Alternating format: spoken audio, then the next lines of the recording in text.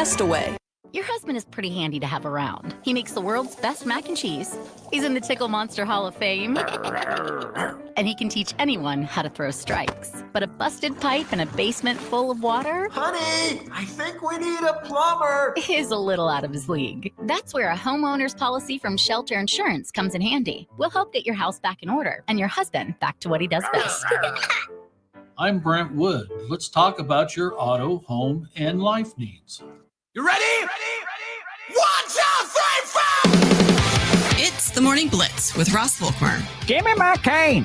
I'll show you how to play this game. The region's only local sports talk. Dynamite drop-in at broadcast school has really paid off. Broadcasting on Goodland's Rocket 102.5, simulcasting on Goodland's 730 Gold KLOE. Guy is everywhere. Discussing it all from the preps Touchdown, the Cowboys! to the pros. And Tendy back on the track. It's out of here. Bobby Witt Jr. delivers a go-ahead grand slam. The Blitz is presented by Pearl Chevrolet GMC, Hoover Lumber Ace Hardware, and F&B Bank, as well as the Insurance Agency, Farmer State Bank in Oakley, the Cowboy Corner Express, and Equity Bank of Hoxie, Quinter, and Grinnell. Let's go to work. Sides for a split second had an open three. Sundell just back onto the floor. Goes to the cup, lays it up, and is fouled. A block. Sides will get things set. She'll move Cy Walker. She doesn't have the ball. Gets it now from Sundell. That three, pure big-time triple. Snap, handoff. Jacobs slicing left. He's in. Touchdown! Jacobs has done it again. His third of the night. Ripping through to give Green Bay the lead. The approach, sweeps the leg, kick on the way. He's got it! The Lions win! It is a new franchise record. 11 straight victories for the Detroit Lions. Tell you what, Thursday Night Football's got it figured out, folks. It took a while, but they got there. They got it figured out. We finally got some good Thursday night games back to back. I'll certainly take it, that's for sure. Hey, good Friday morning. Welcome inside the Morning Blitz on this December the 6th.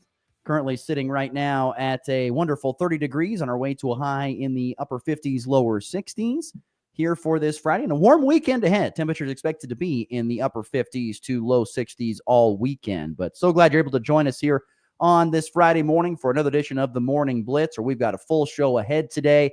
We will be diving into some high school winter sports season. We'll talk about that here coming up in just a little bit, especially with the big basketball games getting going tonight.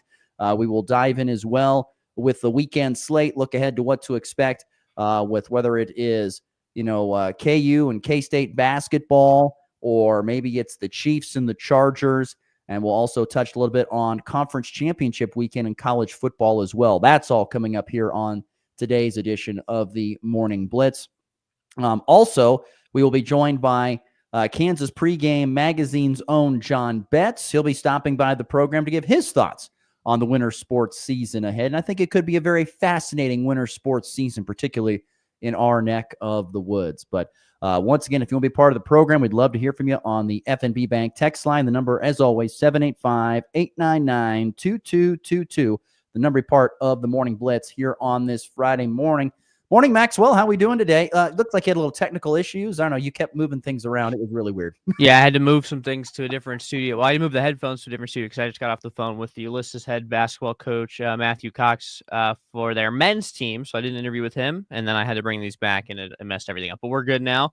As long as you can hear me. Is this thing on? We're good. It's on. We're we good. can hear you just fine. Matt Cox did a heck of a job coaching there at Ulysses the last couple of years. They've been in a bad spot, and he's done a great job bringing that program back to some really good basketball over the last couple of years. So I give him a lot of credit. Yeah. Great guy, too. He was telling me after just how thankful he was for what we do and for how Colby treats Ulysses when they come in town. So great job to everyone who helps out with that. But what an exciting day this is, Ross, for basketball season kicking off. I'm so excited to get out there tonight to the event center and get this season started. I don't know if I'm ready for the whole winter sports season to be here, but it's here, and here we go. So that's just the way I see it at this point in time. We'll get to more on our thoughts on the winter sports season ahead. We'll get you some results from last night as well as the winter sports season kicked off for Goodland Wrestling. So we'll get to that all coming up here in just a little bit. I wanted to quickly take a minute to talk about last night's Thursday night football game. Lions and Packers 34-31. The Lions get a win at the gun on the game-winning field goal, as you heard on the call there by Ian Eagle on Westwood One Sports. They edged the Packers by 3 in what was a very entertaining game, a back-and-forth contest. I really enjoyed watching that game last night, but once again, the Lions prevail. They've won 11 in a row. It's a franchise record, and they just continue to pick up steam here heading towards the postseason with just 4 regular season games left to go and a pretty manageable slate. I know they've got the Bills coming up, the Vikings, which, of course, in the NFC North is a great division this year.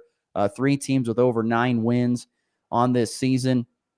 And then trying to think of what else, the stat I had. Oh, they have the 49ers in there as well, who've been down and riddled by injuries. But this Lions team, to me, once again, like I said yesterday, is that I figured we would have, how would I put that? We would have something along the lines of, I don't know. I would say the Lions probably are going to be Super Bowl champs if we had to call it this point in time. Yeah.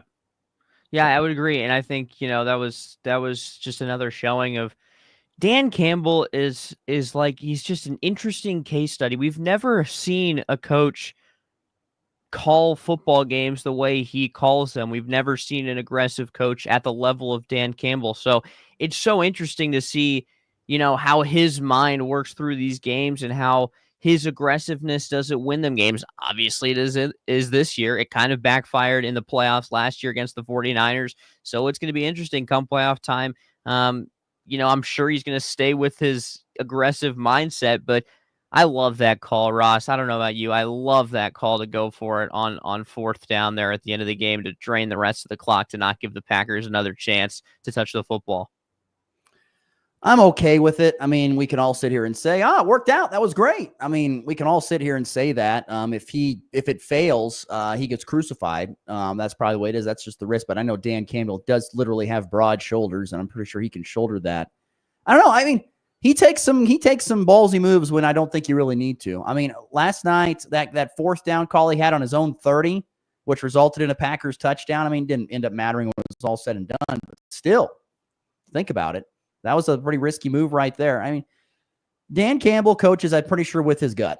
And he just kind of and he has got a ton of, what's the word I'm looking for? Testosterone, I guess, to say, the moral fortitude to say, we're just going to go and get this. I trust my guys. We're going to go do this. And here's the thing. With every time that he calls that and they convert, they just gain more and more confidence for this season.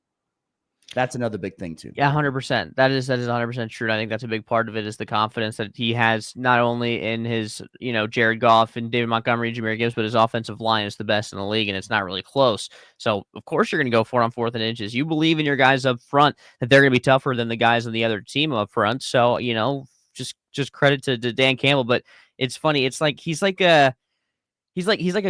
when they line up for 4th down, let's say they have 3rd and 5, you can just see on the sideline, it's almost like he's addicted to going for it on 4th down. He is like, I want to go for this so bad. I know I'm not supposed to, but I need to go for it. It's like he needs to go for it.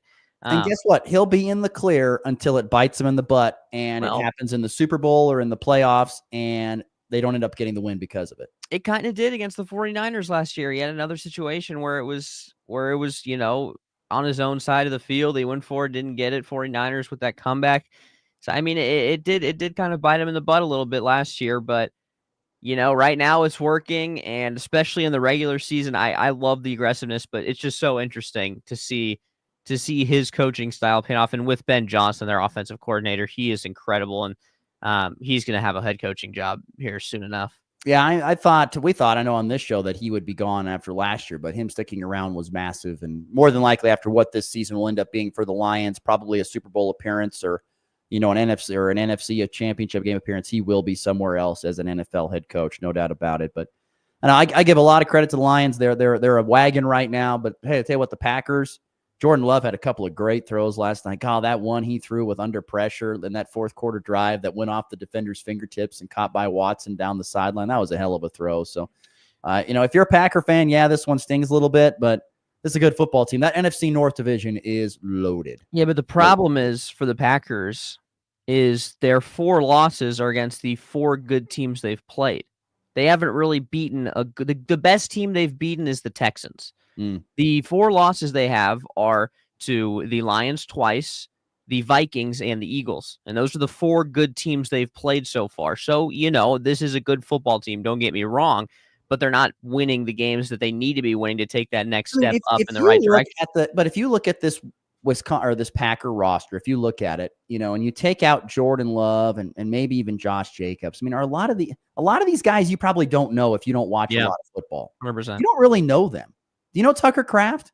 Do you know Christian Watson? Do you know Wicks? I think it's one Darius Wicks or something. Dontavius. Yeah, Dontavius. Do you know these guys?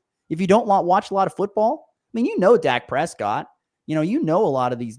Some of the other big names of football. If you don't watch them, the Packers are kind of a no-name group of guys, and they still find ways to compete against these teams. And I think that's also credit to Matt LaFleur. I think Matt LaFleur is one of the most underrated coaching, especially offensive game plan and schematic coaches in the league. For his just coaching of this extremely young team and how good they've gotten so quickly. But yeah, at the end of the day, this is the toughest division in the NFL right now, and one of the toughest divisions we've seen in a long time. And to lose those 4 games, looking at that schedule, those were the 4 that you would have loved to take at least 2 of. And then you're in a really good position to get in the first or second place in the NFC North. I just want to see how this division stacks up when it gets to the postseason. I mean, shoot, what if this is the best division by a long ways in the NFC, which I think it probably is, and they end up, having, what if they have both of the right NFC? What if it's an NFC title game featuring the NFC North? Well, it very well could be, but also the thing is they showed the bracket last night, or the projections of what it would be right now, and you would have the Vikings, I think, going to the Vikings would go to Atlanta, and the Packers would go to Seattle. It's just so odd because the Vikings and the Packers are much better football teams than Atlanta and Seattle are right now, but they're winning their division. I mean, I think honestly, if you look up the standings in the NFL and the NFC, if you just look at them, I'm just going to look this up and see here. I mean, you've got Detroit and Philadelphia are in pretty much a class of their, Detroit, Philadelphia, Minnesota, Green Bay, Washington, and then of course Seattle has at 7-5. Those are the only teams with a winning record in the NFC. Right. Everybody else is 500 or worse. So it's really not a great division. It's very top heavy. Very top heavy. But the same can kind of be, actually on the other side, you've got 7 teams that have 8-5 or records better in the AFC at this point in time. Yeah, I mean, you've got the Commanders somewhere in there as well, who are 8-5. But it's just going to be weird because you're going to have 2 division winners in the West and the South that I don't think are better than the second place team, and even the third place team in the North, or the second place team in the East. So it's going to be interesting down the stretch and to see which teams go where. Well, anyway, like I said, great game last night. I'm happy for Thursday Night Football. They've got a couple of good games to finally call. Yeah. There have been some real turds here this year, as there usually are, it seems like, when it starts on Thursday Night Football. But anyway, lots to get to. John Bett's going to join us coming up here in about 10 to 15 minutes, talk some high school basketball and some high school sports as the winter sports season does kick off tonight, or tip off is what I actually should say, as the winter sports season really does get into full swing. There was a little bit of action last night. Goodland Wrestling was at home inside the Max Jones Fieldhouse. They took on Scott City for a duel, both the Cowboys and the Cowgirls. Cowboys beat the Beavers 39-35, and the Cowgirls, they lost 42-28 in their first duels of the season. And it's a very busy weekend in wrestling. You've got Goodland girls and a lot of other area teams going today to Waukene for the Christmas City, I think it's Classic is what it's called, wrestling tournament for the girls today. And then the Cowboys will be in St. Francis on Saturday for the Gable Jenkins Invitational. There's plenty of wrestling scheduled for tonight. You've got Rollins County hosting Burlington for a duel. You've got Colby boys hosting Hoxie and Decatur Community for a tri-duel tonight. The Colby girls will host are going to an invitational invitational we talked about, which is the Christmas City Classic over in Waukene, with Hoxie and St. Francis will be there as well. Saturday, you've got Oakley boys going to the Waukene Trigo Christmas City Classic for the boys side. So they'll do the girls tournament Friday and the boys tournament on Saturday there in Waukene. There's the Hoxie Invite on Saturday where Colby will be going with many other teams. I think Scott City goes there as well. So yeah, there's a ton of wrestling that gets going here. Gets going this weekend. How much do you know about wrestling? Really not a lot or anything at all. It's funny because no one in my family wrestled, and it's really, I mean, it's not that big of a sport out in, Eastern Kansas, but I have my little cousin who's a freshman in high school just wrestled for the first time, and I was watching that. I'm like, I have no idea how this works, but I think he's winning. He looks like he's winning, so I think, I don't know. I can kind of tell maybe, but Back cool. points and reversals. And I've always said my favorite thing about watching wrestling is always the fans and the parents. Whenever whenever there's a reversal night, they all yell two. Oh, I love that. It makes me laugh. Two. It puts a smile on my face. But big weekend of wrestling ahead. And like I said, the winter sports season is an absolute sprint from the beginning to end. It is absolutely jam-packed. There's a ton of basketball that will get going tonight. Some area games include Wheatland Grinnell going to Weskin. Once again, some of these teams like Weskin and Hoxie boys, I think about, they were just playing football last Saturday. They have had less than a week of practice. How will this look? And in particular for Weskin, because all the guys on the football team, I'm 99% sure play basketball if they don't do anything over the winter sports season. So I feel very confident that they're going to have 4 days of practice to roll into this season, maybe even less, because some teams like to give their guys a break, but there's really not a way to do that. But Wheatland Grinnell goes to Weskin. You've got Decatur Community hosting Rollins County. Wallace County is going to host Lakin. Quinter hosts Victoria. Tri-Plains Brewster heads to Northern Valley. Golden Plains is at home hosting Cheyenne. Hoxie is going to host Norton to open up Mid-Continent League play. Oakley also hosting Peaburg for Mid-Continent League play. And then we got some GWAC games tonight. Colby hosting Ulysses, of course, on 100 Point Through the Ride. Max will have coverage of that. And the Goodland Cowboys and Cowgirls. I don't know who made their schedule this year, but they got a lot of long road trips to open up the season. They go to Cimarron to tip off the season. And a couple weeks from now, they're going to Hugoton as well as Scott City. So they got a lot of road tripping coming up. In there, of course, is their own, topside tip-off in Goodland, which is easy. But like I said, a lot of road tripping starting tonight with a long trip down to Cimarron here this evening. But there's your high school basketball slate getting going here tonight. And I'll be intrigued to see what I think Weskin could have a really, really good season this year. I think Weskin boys, usually if you have a good year in basketball, in football, you can have a good winter sports season. Hoxie's had great wrestling for many, many years, been one of the most dominant programs. That now shown on the football field. I don't think it'll show up on the basketball court. I could be wrong, but I expect Weskin boys to have a really good season this year. And then, we'll kind of go from there. We'll see how will Oakley girls look. They had a great volleyball season. Will that basketball season look good as well? We'll figure that out. Hoxie girls have been a wagon for many years. Colby girls, I think, will have a humongously good season. They are loaded with a ton of talent and a ton of experience. Max will dive more to that here in just a minute. But they have a chance of having a really good season. And I think, it's high tide for Goodland basketball as well. More on that in just a minute, because both Goodland Cowboys and Cowgirls are ranked inside the top 10 in the Kansas Basketball Coaches Association preseason rankings. So high tide for Goodland basketball going into the season. What do you expect to see tonight? Or what are you looking to see tonight from Colby as they open up the season against the Ulysses Tigers there at the Event Center? Well, I'm just excited to see, obviously this is my first season calling Colby basketball, so I'm excited to see the brand of basketball, the pace of basketball that's played. I've heard, the men's like to play a lot. Tough defense is what, Coach Stevenson is always preaching. But, they have so many good athletes this year. And in the senior class, we've already seen in football, a lot of these guys. So I'm excited to see how they transfer over to the basketball court. But yeah, just so many good athletes. And you talked about the women's team. I'm excited to see them play in the early game and see where they're built up, because I know they do have some high expectations this year as well. But I think these are two very winnable games for both these Colby teams, and I'm just looking for them to start off out the gates with some high paced basketball and get out to a big lead early, because these first games are where you're starting to get the feel of basketball again, and the live game pace. And so it's going to be important for both of these teams to get out to a lead early. And I'm excited to feel that environment in the event center, because I've heard it's electric in there during the high school basketball season. And I can't wait. If it's anything like football, I'm excited to be there once again. There's plenty of guys and girls for Colby this year that have played a lot of basketball. They're very experienced. Boys side, you've got your guys, of course, like Guy Tubbs, who is one of the top players in all of Western Kansas. He can do it all. He's a high flyer. He can slam it. He's an undersized big. That's probably why he doesn't get a lot of looks, for college recruiting, because he is a post guy and he should probably be a guard at his size if he wants to go play at the next level. But he's very highly skilled and is a great basketball player. So I expect big things from Guy Tubbs. Jordan Jones, this will be his third year of playing a lot of basketball in the Colby system.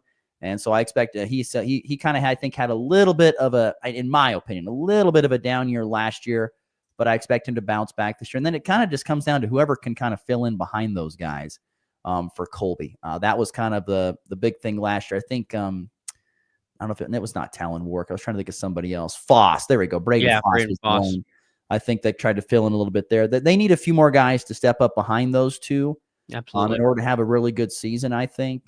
Coach Stevens, I think, is one of the better coaches in our region. He knows basketball really well on an elite level. He really does. And so I expect them to have a good season there in Colby because they've got some experience. But I think depth will be the biggest question mark for them going into this year. For Colby girls, they're probably thinking this is their year. They've been so close for the last handful of years trying to get over the hump of Goodland. Goodland has beaten them, including in a crazy game last year in the sub-state semifinals when Goodland was able to knock out Colby. Colby was up, I think, 7 with like a minute and a half left, and Goodland came back and won it. It was nuts down in Holcomb last year. But I can guarantee you that every Goodland matchup is circled on Colby girls' calendar. I can guarantee it, because that is the hump that they have to clear in order to make it to where they want to go.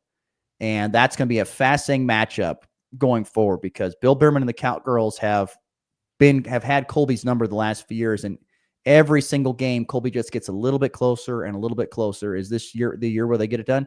It better be the year, because this is the year they have all their seniors. Bren Stanley, Logan Nolan, who's a phenomenal point guard, one of my favorites. Of course, Elizabeth Barton, who's a fantastic guard and just a fantastic athlete. And then Allie Flanagan and Shaylee Holzmeister. They're loaded. They have they're all back. I mean, and you saw it this year in volleyball. They had great success. That should carry over into the basketball season. I would say if Colby doesn't win 15 games or more, it would be a down year for Colby girls basketball. This is their year to get it done, and they got to find a way to get it done. But the big thing is clearing that hurdle, whether it's mental or physical, of getting over and beating Goodland. And when you lose this many times to Goodland in a row, sometimes it is a mental hurdle. But they got to clear that at some point in time. It's just, you talk about, Elizabeth Barton averaged 16 points last year. And now she is a senior, so it's going to be, I'm excited to see her continued development, especially scoring the basketball. If she can even improve on 16, which is extremely impressive in high school. It always comes down to Elizabeth Barton on if she can stay out of foul trouble, because she's a defensive menace. She is really good about defending. She's a lockdown defender, and she gets a ton of steals. I mean, I think she averages like 4 or 5 steals a game, or she has throughout most of her career. She's really good at it. But the problem is with those steals, sometimes she gets a little over-aggressive in fouls, and so then she's on the bench. So they need Elizabeth Barton to stay out of foul trouble. They need Logan Nolan to find her shot. Last year, she struggled with her three-point shooting. She's got to find that this year, and they got to continue to get improved play from the other role players that they have on that team. But expectations are high for Colby girls basketball this year, very high, in my opinion. Same thing can be said for Goodland Cowboy basketball. The expectations could not be higher for Cowboy basketball. Goodland last year finished state runners-up in 3A, losing to Wellsville, and I know that's probably stuck in the craw of Coach Dahl and of the seniors. This is their year. If Goodland is going to go and win a state championship for the first time since the late 1950s, this is their year to get it done. They're loaded with talent, highlighted no more than by the 6'6" senior in Brady Brumbaugh. He's one of the best players in 3A, and I know he's gunning to be the 3A basketball player of the year. He's a first-team all-stater. He's really good. He's played a ton of basketball over the course of his life, and this year I know he's going out to prove that he's one of the best, not only in 3A, but in the state. So I look for him to try and have a huge year. Lincoln Cure needs to continue to improve his game, whether that means ball handling, finishing around the bucket, things of that sort. If they can get him to just be a little bit more consistent at times, I think that would be huge for the Cowboys. And they have a bunch of other great role players. It doesn't matter if it's Blair Lennon or Zach Thorson, the WD-40 guy who just does a little bit of everything. They've got a lot of guys. And one of the key cogs will be Braylon Mole, because he has to kind of take over that point guard spot that's left by Manny Gonzalez, who graduated. Manny was a huge piece for the Cowboys last year. He was so clutch in so many big games. And then Braylon Mole to step into a role to be the guy that brings the ball down the floor, limits the turnovers, gets them set up in offensive sets. But expectations could not be higher for the Goodland Cowboys. For me, in my opinion, it's state tournament or bust. It's state tourney or bust, because you don't know how the bracket's going to break down when it all comes down. But to me, it's state tournament or bust for the Goodland Cowboy basketball team. This is the year to go get that chip, because you have so much going for it. Hopefully I'm hoping and I believe they will have the focus to go get that done. And then for Goodland Cowgirl basketball, last year I thought the Cowgirls would take a step back, and they ended up finishing in 4th, which in retrospect, it was a step back. They'd won 2 consecutive state titles, and then they ended up finishing 4th in the state. But that year last year to me was one of the best coaching jobs I've ever seen from Bill Berman, who's put together a lot of great coaching jobs for the Cowgirls. And now this year, it's another chance for him to, and it's not all on him, but I looked at him as saying, how does he get his team to play to their potential? This Cowgirl team, I don't think is going to be, and we're going to find out more, I don't think is going to be the most highly offensive group. They are going to be a team that is going to want to muck it up. They're going to want to play a ton of hard-nosed defense, keeping teams around 30 points or less every single game so that they can win a game like 35-30, something along those lines. That's just my gut read on it. They lost, the GWAC player of the year and an all-state caliber player in Jaxie Midshank. They lost their point guard in Haley Bierman. They lost a lot of key pieces. Haley Blocklinger had a great senior season last year. They lost her.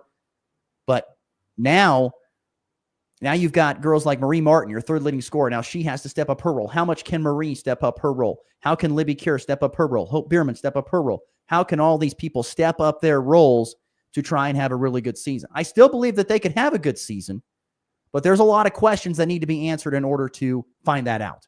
That's my point. I'm not sitting here saying they're going to have a bad year. I'm not saying they're going to have a year where they completely just fall off the truck. I don't believe that's going to happen. Will they maybe take another step back and maybe not have as many wins? Possibly. But you know what? I learned last year, I don't put anything past Bill Berman and his program and his culture that he's built there. They find ways to win games. And I've been highly impressed with that. So it's high tide for Goodland Cowboy and Cowgirl basketball. The boys are ranked 2nd in the state. Girls are ranked 7th. And we'll see how this season unfolds. It's only game 1 of 20-plus games here tonight against Cimarron, which, by the way, just quick thoughts on Cimarron. They're both kind of in rebuilding phases. The girls, I think, are going to be a little bit improved from last year. The boys should be improved because they return a lot of pieces from Cimarron, led by Trace Copper, who's one of my favorite athletes in all of the GWAC. But yeah, we'll find out a lot about Goodland tonight down at Cimarron. I think they are winnable games, but you got to bring it, and a long road trip sometimes can hinder that from happening. So anyway, some thoughts on some games. You have any information on Ulysses whatsoever? Any thoughts? Yeah, I mean, just from talking, I talked to their girls coach, and then I just, like I mentioned, talked to their boys coach just earlier this morning. Their girls coach was kind of just telling me both teams really don't have a lot of seniors. It's a very small senior class for both sides. Young rosters. The girl, I asked them both what they want to see improve from their teams this year. The biggest improvements, I should say. The girls team said make shots was the biggest thing, which I thought was like, yeah, that's a good point. You gotta make some shots. And then the men's coach was just telling me he wants his guys to compete, especially early in the year. He was saying how Colby has a really good team that he thinks isn't getting enough attention or appreciation maybe in the rankings, which I thought was cool to see. And he was just saying that he wants his guys to compete. Maybe if they're not as good of athletes as Colby has on paper, he wants them to fight hard, and that's what he wants. I guarantee you, they probably will. That's one thing Coach Cox get out of his guys. They will play hard. They may not be the most talented, but they will play hard. Yes, I do love the comment from the women's coach. Is it her or him? Her. Yeah, it is. Where her name goes, Audrey. I forget her name. You'll say it and I'll be like, yeah, that's exactly right. But anyway, Audrey Marshall. I just love that. Yeah, I do love that quote. We got to make shots. Every coach will say that. She's not wrong. Even the best. I remember when Coach Dahl for the Goodland boys last year, he'd sit there, and it was even 2 years ago. He'd say, "We just got to make shots. We got to make shots. Sometimes that's all you need to do. Sometimes the key to winning the game is putting the ball through that thing with the cylinder with the net. That's the key to winning the game. We got to put it in the hoop. Yep. Got to make them. Can't miss them. All right. We've gone way past due here on the first segment. We've got to get to a timeout. We'll come back. John Betts is going to join us next from Kansas Pregame Magazine. We'll talk to him about the Winter Sports Edition. Some of the big teams he's looking at to have big years here in the 24-25 Winter Sports season. You're listening to Morning Blitz. At FNB Bank, we understand the backbone of our community is our local farmers and ranchers. Whether you're growing crops, raising livestock, or investing in new equipment, we're here to help you succeed. Our agricultural loans are tailored to meet the unique needs of your farm with flexible terms from people who understand what it takes to make it in agriculture.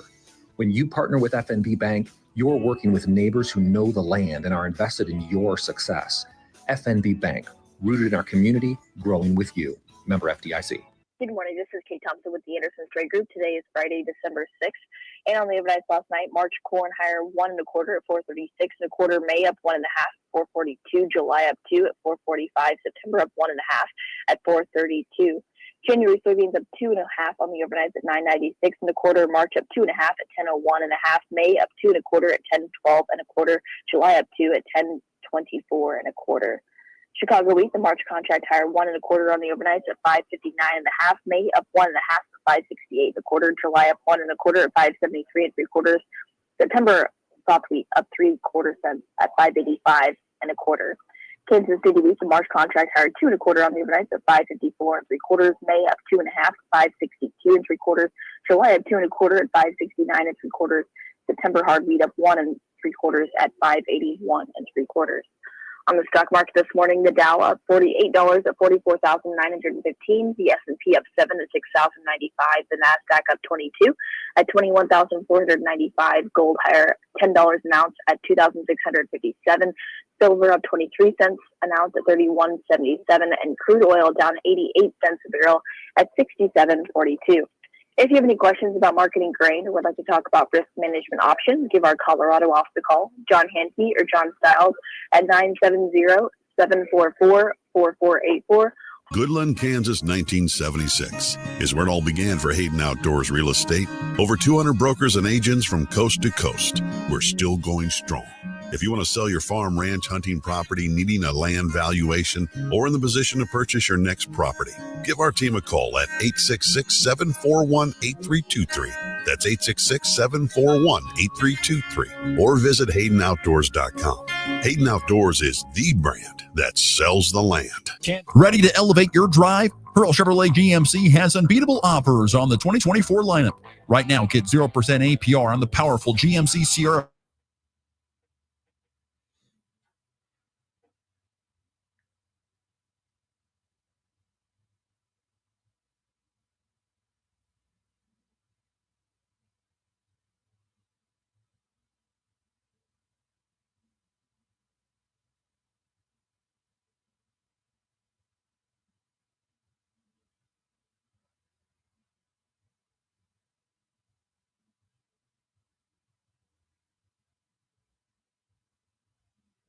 Got you covered with tools, gadgets, and must-haves for every DIYer in your life, and tackle winter head-on with their powerful Eco snowblowers, perfect for clearing the way this season. Plus, spruce up your home for the holidays with a fresh coat of Benjamin Moore paint, or get ready for the new year with a stunning remodel. Enjoy the holidays this year with Hoover Lumber Ace Hardware, with locations in Goodland and Colby. Start your day with a blitz of sports news, analysis, and interviews. Sounds like a pretty damn good deal to me. This is the Morning Blitz with Ross Volkmer.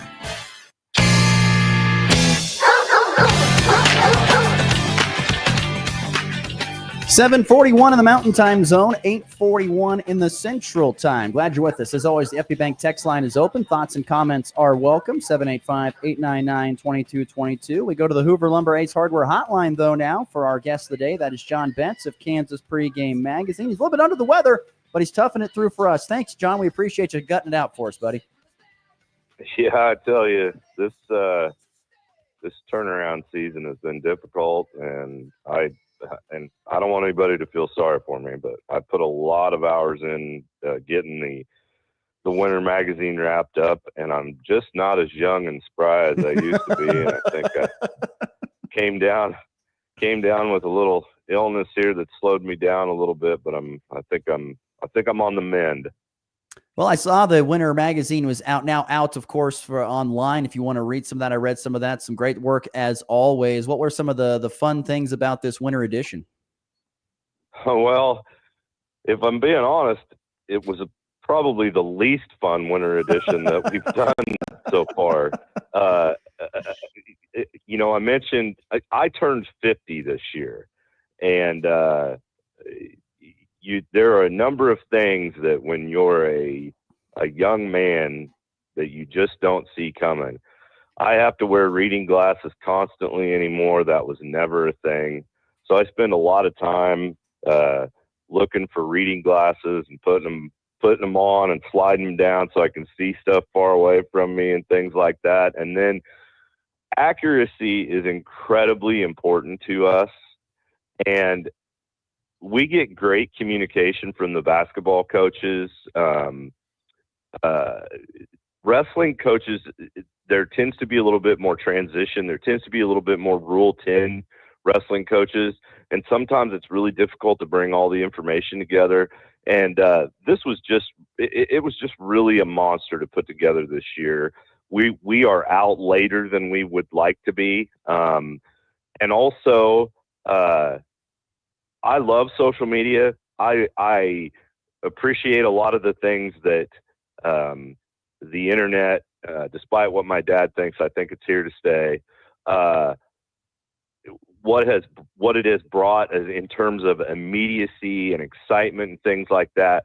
But I hate what it's done in terms of trying to get print products out in a timely manner.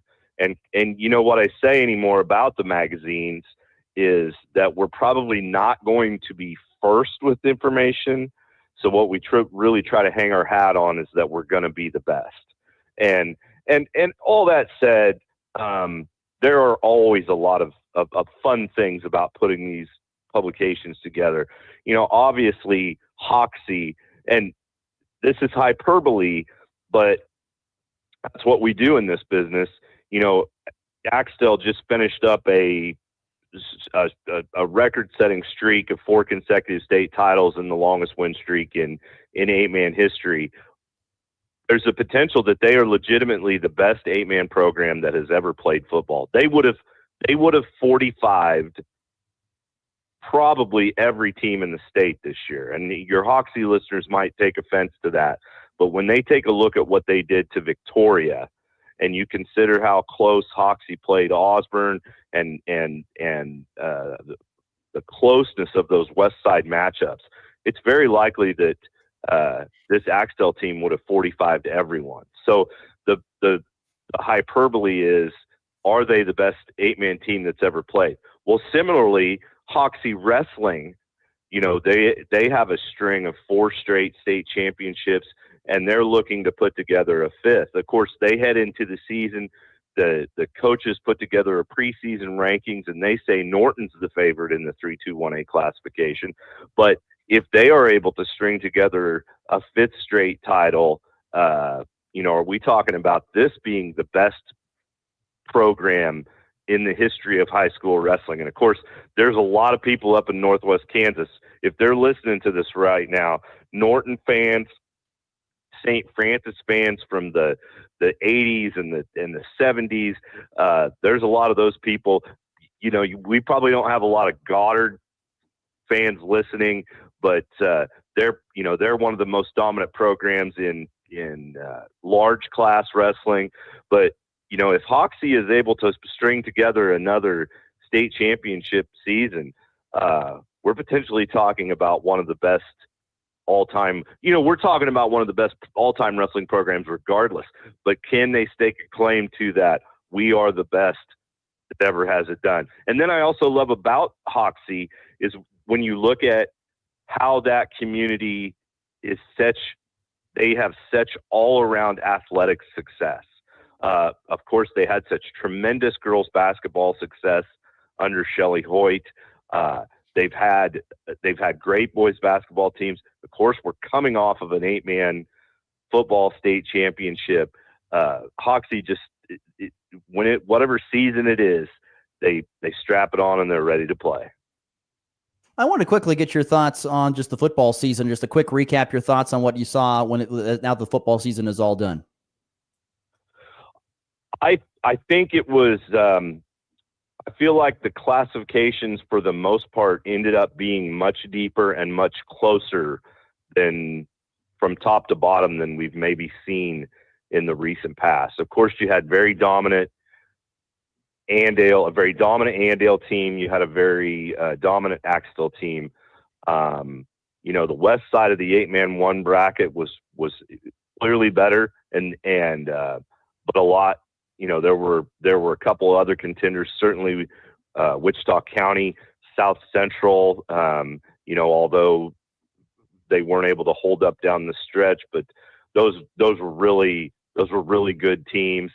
I'm not one that gets too much into the private school debate, but I was very happy for Andover Central. And I just felt like there was something about this Andover Central team with all the depth, and Coach Derek Tuttle, who I believe is a Western Kansas native from somewhere out there, maybe even in the Grinnell, Wheatland, Grainfield area. He has done an incredible job with that Andover Central program in his, I believe this is his 5th or 6th season as head coach, and it was really. It was nice to see them kind of be the champion for all of those public school teams out there that have felt like they've been treated a little bit unfairly by the private school situation. It was really a fantastic season. And then also on a personal level, Mitch Gephardt at Southeast of Saline, I actually was his defensive coordinator here in Lincoln, Kansas for 3 seasons. And I was incredibly happy for him to get a state championship. I did tell him that, I don't know if you saw or not, but the semifinal game, they won on the last play as time expired, and the state championship game against Nemaha Central, they scored their last score with 11 seconds left. I did suggest to him that if they are going to go that deep next year, that he should really get his kids to try to finish the game a little earlier if they could. And he thought that was keen advice. Absolutely. Well, John, I have a question I just want to know your thoughts about this upcoming basketball season. Well, that's a really broad question. I will tell you from the magazine standpoint, you have obviously a lot of excitement in your neck of the woods. Goodland coming off one of the best boys basketball seasons that they've had in decades, and return a lot of key pieces of that, most notably the Brumbaugh kid and Lincoln Cure, who happened to be on the cover of our magazine. It's going to be very exciting to see what they can do this year. I know that they will be missing the Gonzalez kid at the guard spot. Also excited to see, you have a Division I talent at one of the very smallest schools in the state of Kansas there in Taylor McCarty, sophomore girl at Cheyenne. Both of her older brothers won state championships playing football for Cheyenne. That's incredibly rare to see a sophomore girl. She was offered by SEMO, Southeast Missouri, I believe is the D1 offer that she currently holds. That's incredibly rare to see a girl from that size of community pick up one of those types of offers in far northwest Kansas. But that's a testament to social media, to travel ball. That's where a lot of that can happen now that maybe it couldn't happen in the past. Colby, I think, has an opportunity. Also we featured a couple of Colby athletes on the cover, and Guy Tubbs and Elizabeth Barton. Both of those teams return a lot of key pieces. They should be able to put together great seasons. Weskin, Weskin coming off this, what I think is an upset in the 6-man title game, jumped out to this lead and ultimately held off Cunningham and scored late to win that game. And now they head into the basketball season, and they have some tremendous talent that they're going to put on the basketball court, including Trey Allen and Judah Crow, who were also part of a couple of our cover kids on this winter magazine. So there's a tremendous amount of excitement in Western Kansas when it comes to high school basketball this season. Not to mention a lot of the kind of typical storylines. McPherson is going to have great programs. Wichita Collegiate has an outstanding group of boys back that are going to be interesting to watch. Of course, the KC Metro schools, Shawnee Mission Northwest, both their boys and girls are going to be outstanding. Not sure if you're aware, but Shawnee Mission Northwest has a 7-foot junior named Ethan Taylor, he's right in the middle of the center of the front of our cover of our magazine. And this is a kid that is legitimately expected to be an NBA player. His sister Kennedy plays for Kansas State right now. She's a 6'4" post, and she played right out of high school. She played at Colorado, and then in this world of the transfer portal, she went from Colorado to Missouri State, and then now one of the many Kansas natives that's doing such fantastic things for the Kansas State women's basketball program. One more thing from me, John. I wanted to get your thoughts. How do you think the new playoff format will impact the smaller schools, particularly like in 3A and 2A? Now going to have a postseason format that looks more like the 6A and 5A. This is kind of similar to watching the college football playoff. It's very possible that it's going to allow a few more of the best teams to get an opportunity to play a little bit deeper into the postseason. But there's always going to be somebody that's going to be frustrated. There's going to be somebody that feels like they got treated unfairly by the seeding process. The seeding process, when it's based strictly on numbers, when it doesn't have, there needs to be a little bit of a subjective element for it to truly work, because the Twin Valley League plays an entirely different schedule from top to bottom than the Northern Plains League does. So even though it may tweak things a little bit, there's still going to be people that are going to be incredibly frustrated. And the fact of the matter remains is you have to beat the best to be the best. So I think I think people just got to, you put your head down, you get focused, and you go in and you treat every game for what it is and play to the best of your ability.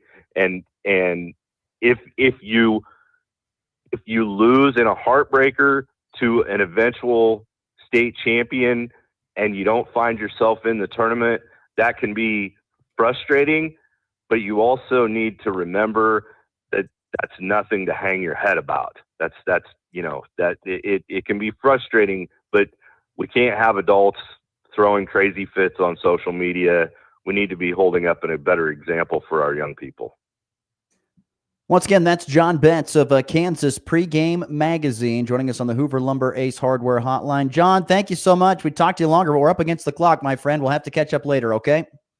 Hey, I appreciate the time. And the magazine, head back to kansaspregame.com, find out where you can pick up hard copies early next week.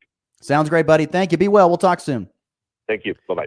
Once again, great stuff there from John Betts of Kansas Pregame Magazine. Yeah, the postseason format to me is going to be interesting to see how that all pans out.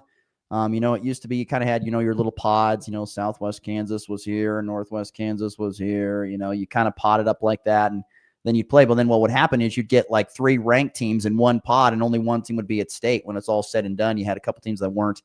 I think what you're going to see is a very loaded state tournament. When it's all said and done, you're going to have the best of the best there, and so you're really going to be challenged to win it. If you win a state title, you would have been the best team in your classification more than likely. So fascinating story to follow along. All right, we'll get to our final break. We'll come back. We'll look ahead to the weekend slate that stands in front of us. A lot of great college football championship games, some college basketball, and the Chiefs also and the Chargers meeting up on Sunday Football. We'll get to all that next here on a Friday edition of the Morning Blitz.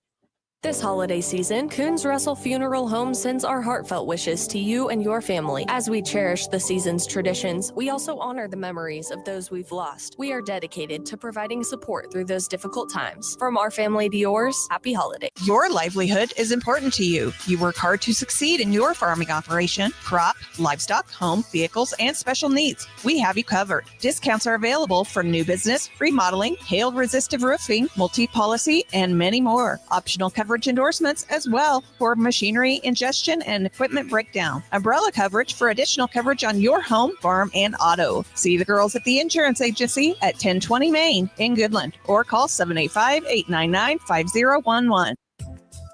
Merry Christmas from the Farmers State Bank in Oakley. We invite you to stop into our lobby for coffee and cookies throughout the month of December as our small way of saying thank you to our loyal customers.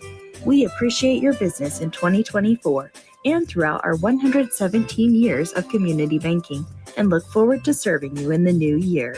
Farmers State Bank of Oakley, member FDIC. You're tuned in to the Morning Blitz with Ross Volkmer. That broadcast school has really paid off.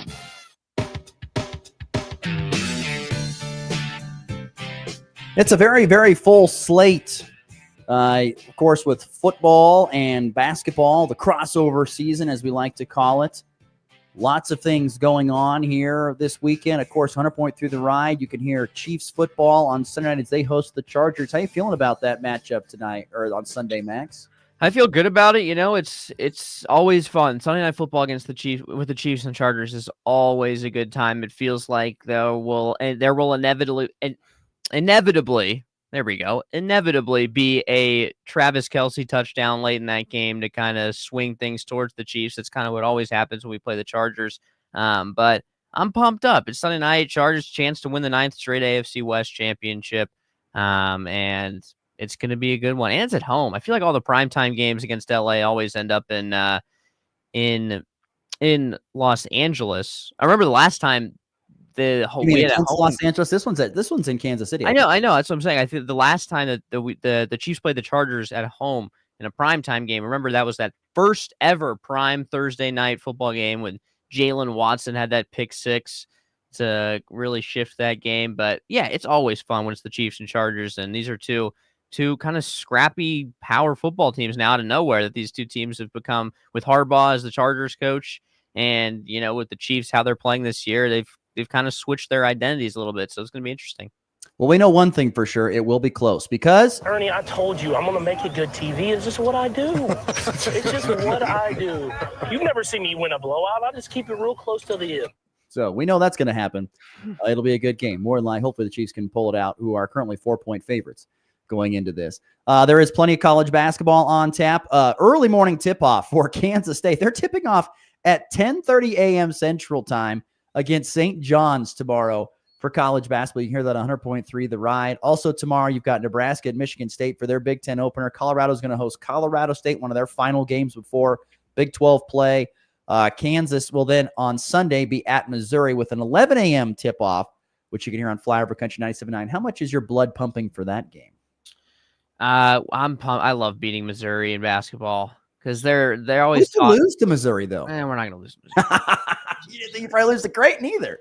Well, Creighton, there's always a better chance of losing. Missouri does this thing every single time this happens. They start off the year 7-0. Look at their schedule, folks. They've played no one, and they never do to start the year until they play Kansas. They get these like Mickey Mouse wins out of their way. So then they're like, oh, we're 7-0. Let's pack the crowd when we play Kansas, and then they'll sell out the what is it, the Mizzou Arena. Muck FU or whatever, when they switch the letters around to say FAU or whatever, they sell the shirts, they make a lot of money, then they lose by 40. It happens. It happens. It happened last time.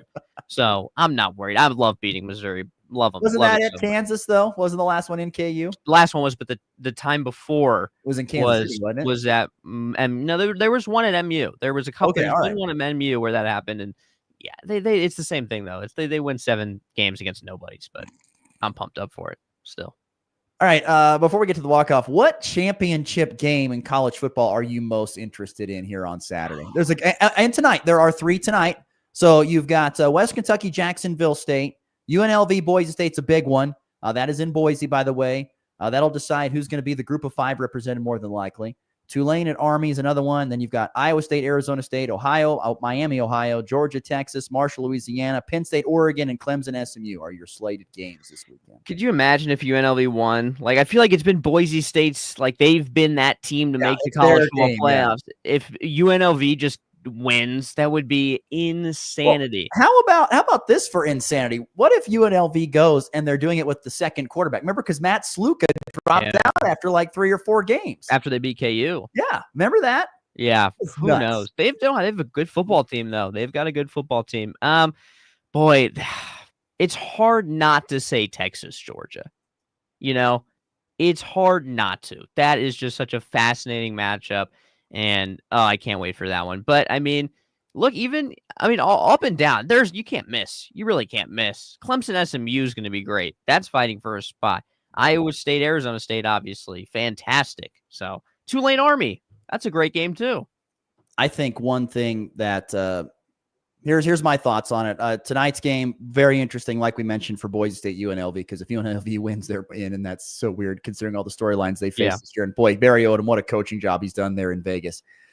The other game tonight, Army Tulane. It's too bad Tulane lost last week because this game would have meant a whole lot more. Because if you think about it, if Tulane wins and then Tulane wins against Army, all of a sudden they're in the playoff and the Big 12 may not be. Right. It's the 5 highest ranked conference champions. And so the Big 12 might have been kicked out, but because Tulane lost, that saved the Big 12's bacon a little bit.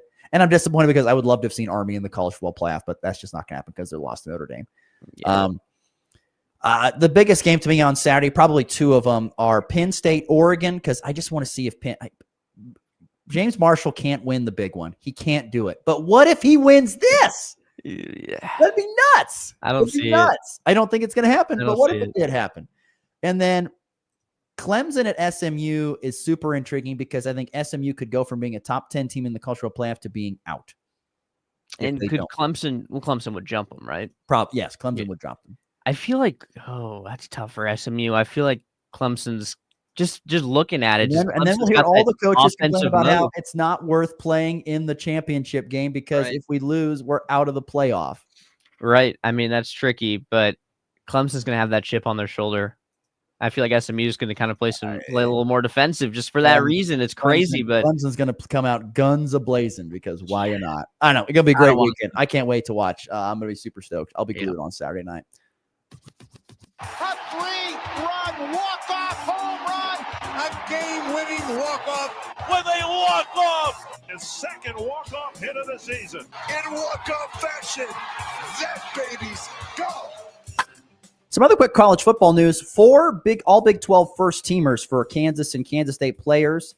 You had, first and foremost, Brandon Mott, the defensive end for Kansas State, first-teamer, and was the Big 12 Defensive Lineman of the Year. And then KU's Jared Casey, Plainville's own Jared Casey, earned a nod as the first-team fullback. Kobe Bryant and Mello Dotson were also selections of the first team as well. Bryant now a first-team All-Big 12 player for 3 consecutive seasons. The Hawk Mamba, as he's known. But, boy, shout out to Jared Casey. Plainville High School to first-team All-Big 12er. Love that story. Still arguably the biggest catch in program history. It was big.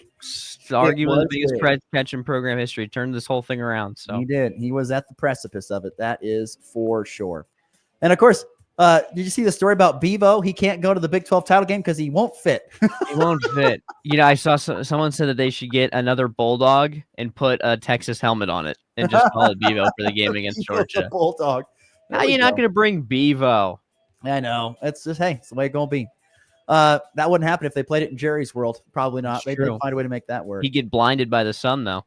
True. That's a valid point. That'll do it for our program today. Catch Max tonight on 100 Point Through the Right. He'll bring you Colby and Ulysses basketball as they tip off their season there from the event center.